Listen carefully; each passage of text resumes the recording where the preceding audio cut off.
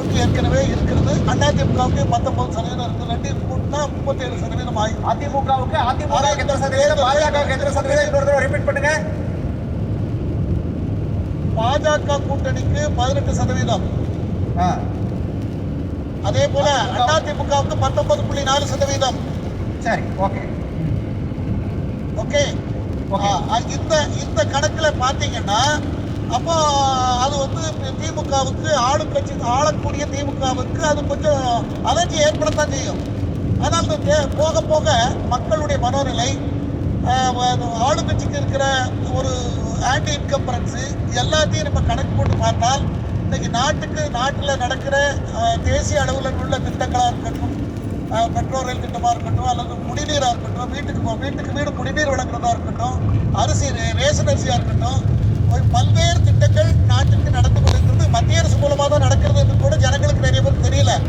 அதனால இதெல்லாம் கிளீனாக எக்ஸ்பிளைன் பண்ணி அதிமுகவும் திமுகவை வீட்டுக்கு அனுப்புவதற்காக ஒரு மெகா கூட்டணியை அமைத்திருக்கிறார்கள். அதை அந்த கண்ணோட்டத்துக்கு தான் நம்ம அணுகணுமே தவிர பேசணுமே தவிர, தேர்தலில் வந்து ராஜாஜி வந்து காங்கிரஸ்ல இருந்தாலும் கூட 67 திமுகவுக்கு நான் ஒரு பாப்பா சொல்றேன், திமுகவுக்கு காங்கிரஸுக்கு எதிராக ஓட்டு போடுங்க, திமுகவை ஆதரிக்கன்னு ஒரு காலத்தில் சொன்னார்.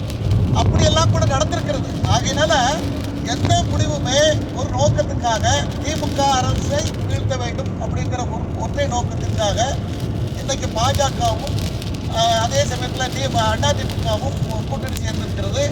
அதில் தலைவரை மாற்றிருக்கிறார்கள். தலைவர் மாற்ற வேண்டும் என்பது எடப்பாடி பழனிசாமியுடைய கோரிக்கையில் உண்டாக இருந்தது. அவர்களுக்குள்ள மனக்கசப்பு காரணமாக. அதுவும் இன்னைக்கு அவர் 3 வருஷம் அவர் முடிந்தது, 1 வருஷம் எக்ஸ்ட்ரா இருந்தார். இன்னைக்கு அவர் மாற்றிய தேசிய தலைவராக தேசிய பொதுக்குழு அவர் இன்னைக்கு அவர் அறிவித்திருக்கிறார்கள். அப்படி இருப்பதனால் எல்லாமே ஸ்மூத்தாக முடிந்திருக்கிறது. இன்னும் பல கட்சிகள் அந்த கூட்டணியில் சேர்வதற்காக இருக்கிறதாகத்தான் தகவல் இருக்கிறது. திமுகவில் பல பிரச்சனைகள் ஓடிக்கொண்டு இருக்கிறது. அதை இப்போ சொல்ல முடியாது. ஆதாரத்தோடு தான் உங்கள்கிட்ட பேச வேண்டும். நான் சொல்ல விரும்புவதெல்லாம் அதிருப்தி இருக்கிறது. எப்படி என்ன கேட்குறீங்க? எடப்பாடியை ஒரு 4 வார்த்தை அந்த ஸ்டேஜில் பேச விட்டுருக்கலாம் சார். இன்னைக்கு தான் ஆரம்பத்தில் பேசியிருக்காங்க.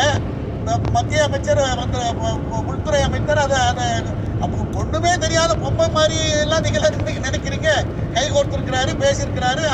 அந்த 2 நிமிஷம் அறிவிப்பு இன்னைக்கு சேர்ந்துருக்காங்க. இந்த ஃபர்தராக கூட்டணிகள் மற்ற விஷயங்கள்லாம் இருக்கிறது அல்லவா, அப்போ அறிவிப்பார்கள். அப்போ டீட்டெயிலாக பேசுவாங்க. எல்லாமே எவ்வளோ நாளும் நடந்தது. நம்மளே ஒரு 100கணக்கான நாளில் இதை பற்றி விவாதித்திருக்கோமே. கூட்டம் சேருமா, கூட்டணி அமையுமா, அமையாதா, அங்கே போனார், இங்கே வந்தார், நம்ம பேசியிருக்கிறோமே. ஆகையினால ஒரு கூட்டணி எப்படியோ அமைந்திருக்கிறது. திமுகவுக்கு எதிரான ஒரு வலுவான கூட்டணி தமிழ்நாட்டில் அமைந்திருக்கிறது. அந்த கூட்டணியை சமாளிப்பதற்கு ஆளுங்கட்சி நிறைய திரு சுமன் ராமன் சொன்னது போல அவ்வளோ எளிதாக வீழ்த்திவிட முடியாது இந்த கூட்டணியை. ஆளுங்கட்சிக்கு நிறைய எதிர்ப்புகள் இருப்பதனால் இந்த தேர்தலில் வந்து ரொம்ப டஃப்பாக இருக்கும் என்பதுதான் என்னுடைய கருத்து. Right, okay. கான்ஸ்டன்டைன், இப்போ வந்து அதாவது இந்த கூட்டணியை வீழ்த்துறதுக்கு வந்து திராவிட முன்னேற்ற கழகத்துக்கு ஒரு பெரிய சவாலாக இருக்கும். அதனால தான் இவ்வளோ ரியாக்ஷன் அப்படிங்கிறது வந்து திமுக சைட்லேருந்தும் சரி, திமுகவுடைய கூட்டணி கட்சிகள் சைட்லேருந்தும் சரி வந்துட்டு வந்துட்டு இருக்கு அப்படிங்கிற ஒரு பார்வை தான் அவங்க இருக்கக்கூடியது. அதுதான் நிஜமாக ஒரு சவாலாக இருக்குமா இந்த கூட்டணி அப்படிங்கிறது, அதிமுக பாஜக கூட்டணி அப்படிங்கிறது திமுகவுக்கு? இல்லை, அதுக்கு நான் பதில் சொல்கிறத விட முன்னாள் அமைச்சர் ஜெயக்குமார் சொன்ன பதில் சரியாக இருக்கு. அந்த தொகுதியில் வந்து நான் முடிசூடா மன்னனாக இருந்தேன். பிஜேபியோட கூட்டணி வச்சு ஒன்று தான் நான் மண்ணை கவுனேன். அவர் ஸ்டேட் பண்ணார். அது அப்போ என்னென்னா பிஜேபியோட கூட்டணி வச்சா நம்ம மண்ணை கவ வேண்டியது இருக்கோம் அப்படிங்கிறது. அப்படி பார்க்கும்போது எப்பொழுதுமே இல்லை, ஒரு நிமிஷம் முடிச்சிடறேன். அதாவது சில நேரங்களில் கூட்டணி உங்களுக்கு ப்ளஸ்ஸாக மாறும். 1+1 not 2, 3, 4 கூட போகும். சில நேரங்களில் 1+1 -1 கொடுக்கும்.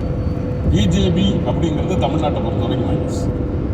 அதை இவர் உணர்ந்திருந்தார். இன்னொன்று என்னென்னா, நல்லா பாருங்கள், தலைவர் சொன்னார்ல, இந்த ஊழல் தான் இந்த கூட்டணியினுடைய பேஸ்மெண்ட், அடிப்படை. எதனால் அப்படி சொன்னார் அப்படின்னா, எடப்பாடி பழனிசாமி டெல்லிக்கு போனார்ல, போயிட்டு வந்த உடனே கூட நம்ம கேட்டிங்கல்ல, பத்திரிகையாளர்கள் கேட்டீங்க, கூட்டணியை பற்றி நாங்கள் இப்போ முடிவு பண்ண மாட்டோம், அதுக்கு இன்னும் 1 வருஷம் இருக்கும், அது வந்து தேர்தல் அறிவிக்கப்படுகிற நேரத்தில் தான் அதை பற்றி பேசணும் சொன்னார்ல. போன வாரம் தமிழ்நாட்டு உரிமைகளை பற்றி பேசுறதுக்கு போனேன் அப்போ சொன்னார்ல, ரைட்டு. இப்போ அதுக்குள்ளே என்ன அவசரம் வந்துச்சு? ஆனால் அப்பவே அமித்ஷா சொல்லிட்டாரு கூட்டணி தொடர்பாக பேசிட்டு இருக்கிறோன்னு சொல்லி. அவர் பேசிட்டு இருக்கிறோன்னு சொல்றாரு, அது வேற. எடப்பாடி என்ன சொன்னார்? நமக்கு எடப்பாடி தானே, அமித்ஷாவை பற்றி பிரச்சனை இல்லை, விட்டுருங்க. நமக்கு வந்து களத்தில் வந்து எதிர்கட்சி தலைவர் எடப்பாடி. எடப்பாடி என்ன சொன்னார்? 4 நாள் 5 நாளைக்கு முன்னாடி நீங்கள் உங்கள் சன் டிவியில் நம்ம பேட்டி எடுக்கும்போது என்ன சொன்னார்? ஒட்டுமொத்த பத்திரிகையாளர் செஞ்சிருக்காரு, இன்னும் 1 வருஷம் இருக்குது என்கிட்ட வந்து நீங்கள் இப்போ வந்து கூட்டணி பற்றி பேசாதீங்க அப்படின்னு சொன்னார்ல. சொல்லி 4 நாளில் முடியுது. அப்போ இந்த கூட்டணி எடப்பாடியின் விருப்பத்தின்பால் நடந்ததல்ல ஒன்று, ரைட். அதாவது அவரை நிர்பந்திக்கிறார்கள், அங்கே வந்து நிற்கிறார். இன்னொன்று நான் கேட்குறேன், ரைட். 1 வாரத்துக்கு முன்னாடி தான் நான் போனேன், நீட்டை பேசினேன், நிதியை பேசினேன், தொகுதி மறுவரை பேசினேன்னு நான் கேட்குறேன். இதுவரைக்கும் தமிழ்நாட்டில் 2 இயக்கங்கள் கூட்டணி அமைஞ்சா அந்த கூட்டணி சம்பந்தமாக எது கேள்வி கேட்கப்படும் என்றால், ஒன்றில் மாநிலத்தின் உரிமை பற்றி கேள்வி இருக்கும், அல்லது மக்கள் பிரச்சனை பற்றி கேள்வி இருக்கும். உனக்கு தலைவரை மாற்று, எனக்கு கூட்டணியில் வந்து இந்த குஞ்சு கிடக்கிறவங்கள சேரு, இது 2 என்ன? நான் கேட்குறேன், நீங்கள் பேச வேண்டிய பிரச்சனை எது? உனக்கு அண்ணாமலையை மாற்றணுங்கிறது இவருடைய கோரிக்கை, ஓபிஎஸ் சசிகலாவை சேர்க்கணுங்கிறது அவங்களோட கோரிக்கை. இதுதான் தமிழ்நாட்டுக்கு தேவையான கூட்டணியா? இதுதான் பேசுவீங்களா? டைம் இருக்குல்ல, அதனால அவங்க அதை பேசிருக்கலாம், அப்படி எடுத்துக்கலாம். நான் சொல்றது என்னன்னா, உங்களுடைய கூட்டணியுடைய அடிப்படை எது? நீ டிமாண்ட் எது வச்சிருக்கணும்? எடப்பாடி அவர்கள் எந்த டிமாண்டை வச்சிருக்கணும்? அமித்ஷா என்ன சொல்லியிருக்கணும்? தலைவர் கேட்கிறாருல, நீட்டு தேர்வு குறித்து நீங்க கேள்வி கேட்குறீங்க, பத்திரிகையாளர் விடாம கேள்வி கேட்குறீங்க, நிராகரிச்சு வந்து நிற்கிறாருங்க.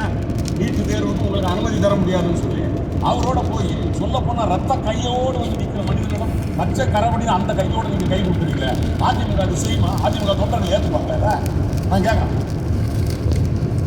இதே ஜெயலலிதா அம்மையார் இருந்திருந்தால், நான் கேட்குறேன், ஜெயலலிதா அம்மையார் இருந்திருந்தால் இப்படி தான் அமித்ஷா வந்து பேசுவாரா?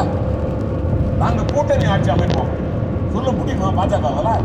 ரொம்ப கடுமையான குற்றச்சாட்டு தமிழ்மணி குறுக்கிட்டார். சார், ஏன் விரைவுபடுத்துகிறார்கள்னு ஒரு கேள்வி.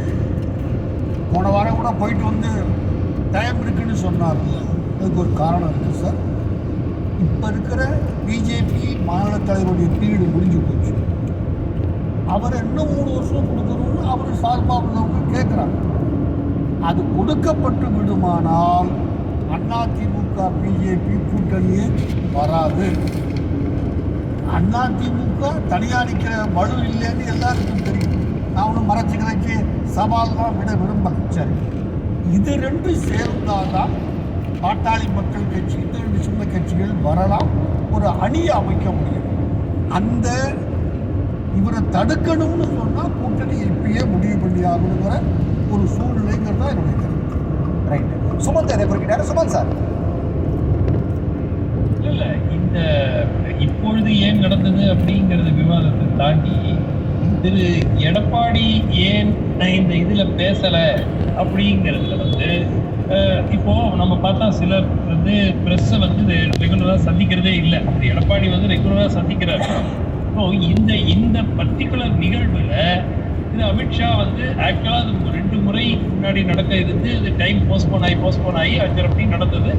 அண்ட் அந்த டைமில் வந்து அவர் பேசாமல் இருந்தார் அப்படிங்கிறதுனால இது அழுத்தத்தின் பெயரில் வந்தது அப்படின்னு.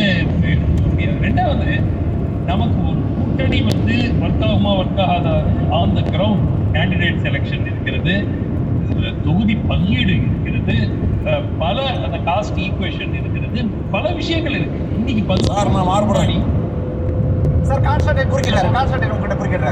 அவர் சொல்றது, எடப்பாடி பழனிசாமி என்கிற மனிதனை நீங்கள் தனி மனிதனாக பார்க்கிறீர்கள், நான் அதிமுக என்கிற இயக்கத்தின் தலைவனாக பொதுச் செயலாளராக பார்க்கிறேன். அவருடைய சுயமரியாதை என்பது இந்த மண்ணினுடைய சுயமரியாதை. ஒரு எதிர்கட்சி தலைவருக்கான உரிமையை அங்கு மறுக்கப்படுகிறது. அதைத்தான் நாங்கள் கேட்கிறோம்.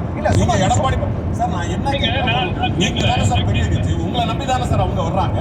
You should on the commanding force இல்லையா? இல்லை, ஒரு டிமாண்டிங். இப்போ மாறுபடுற இடம் அதுதான். மத்தியிலையும் ஆட்சி செய்த கட்சி, 17 மாநிலங்களிலும் ஆட்சி செய்யட்டு சார். அவங்க கேட்க வருது, தமிழ்நாட்டுல அதிமுக தலைமையில எடப்பாடி தலைமையில கூட்டணின்னு சொல்லிட்டீங்க. அந்த கூட்டணிக்கு தலைமை ஏற்க போறவரை பக்கத்துல உட்கார வச்சிருக்கீங்க.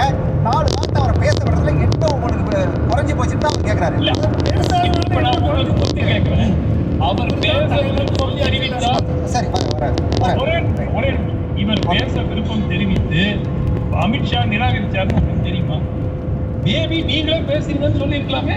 என்ன புரியாத இதனால வந்து ஒரு பெரிய ஏற்படுத்தி விட்டது, அடிமையாக ஆகிவிட்டார்கள். இந்த இந்த நரேட்டிவை கண்டினியூ பண்ணி இதுதான் வந்து திமுகவுக்கு கண்டினியூ பண்றதுக்கு ஒரு சிச்சுவேஷன் ஏற்பட்டிருக்கு, அவ்வளவுதான். ஆனால் இன்னைக்கு ஒரு கான்டெஸ்ட் உருவாகி இருக்கிறது என்பதை யாராலும் மறுக்க முடியாது. இந்த கான்டெஸ்ட்ல யார் ஜெயிப்பாங்கிறது இன்னும் கொஞ்ச நாள் போகத்தான் தெரியும். ஆனால் 2026 எலெக்ஷனே வேஸ்ட்டுங்க. எப்படிமோ இந்த ஆளுங்கட்சி தான் திருப்பி வரப்போகுதுங்கிறது மாறி இருக்கு, அது உறுதியாக மாறி இருக்கிறது.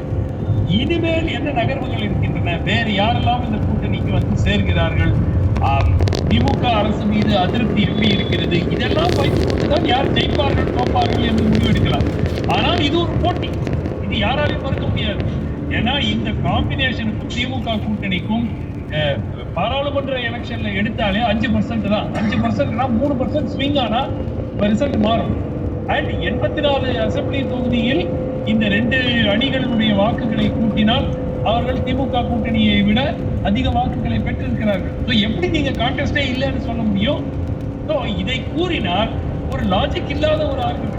கான்டெஸ்ட் உருவாகி இருக்கிறது. நான் திருப்பி சொல்றேன், இந்த கூட்டணி திமுக கூட்டணியை தோற்கடிக்கும் என்று நான் கூறவில்லை.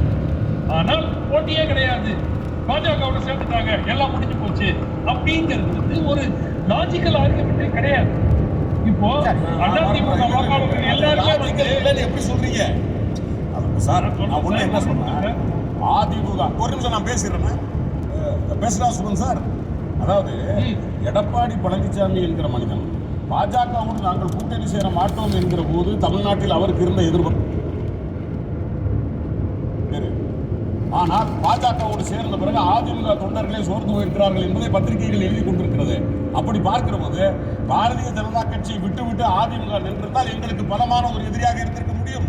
இன்னைக்கு பாஜகவோடு சேர்ந்த காரணத்தினால் திமுக வெல்வதற்கு அமித்ஷாவும் எடப்பாடியும் கால்கோல் நட்டி இருக்கிறார்கள். அவ்வளவுதான். எங்கள் வெற்றியை அவர்கள் உறுதி செய்திருக்கிறார்கள்.